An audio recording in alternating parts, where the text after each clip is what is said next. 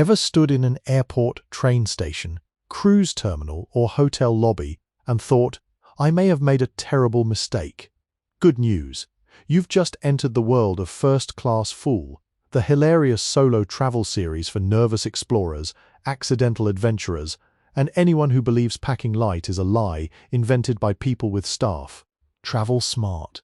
Laugh often. Panic responsibly. Travel alone sounds glamorous in theory.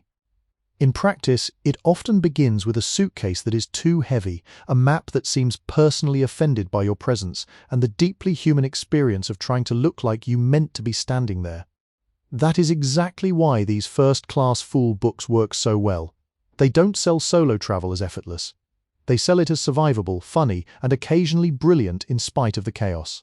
The first big lesson is that competence on the road rarely feels like competence at the time.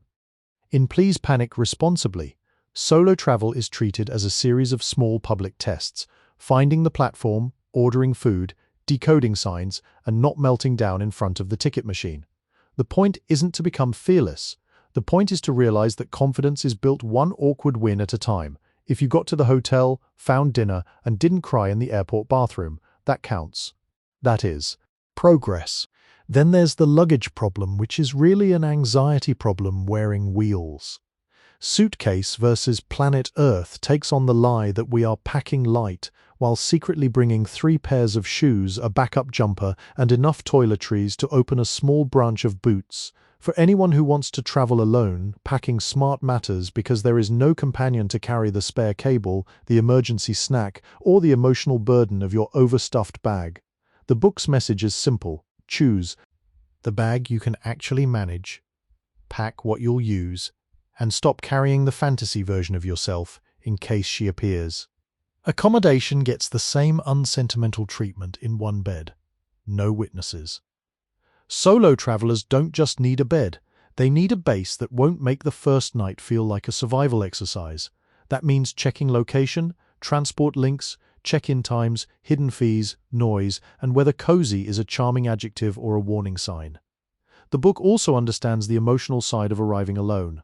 There's something oddly exposing about standing at reception with your passport and suitcase. But it gets easier when you remember that a functional room, a charged phone, and clean sheets can feel luxurious after a long day of travel alone. Food and social life are where solo travel often becomes unexpectedly freeing. Table for one, world for two turns eating alone from a source of dread into a practical skill. Cafes, food halls, hotel breakfasts, street food stalls, and casual restaurants all become places to practice being comfortable in your own company. And when you want more structure, the Nervous Explorer's Guide to Tours, Day Trips and Forced Fun shows how to join in without surrendering your independence. A good tour, class, or day trip can add context, convenience, and even conversation without requiring you to become best friends with everyone on the coach. At the heart of all these books is one reassuring idea. To travel alone is not to be brave every second. It is to keep going while slightly confused, to solve problems one by one, and to notice the small victories along the way. You will miss a turn, overpack, eat dinner by yourself, and probably look lost at least once. But you will also get where you're going, and that in the world of solo travel is more than enough.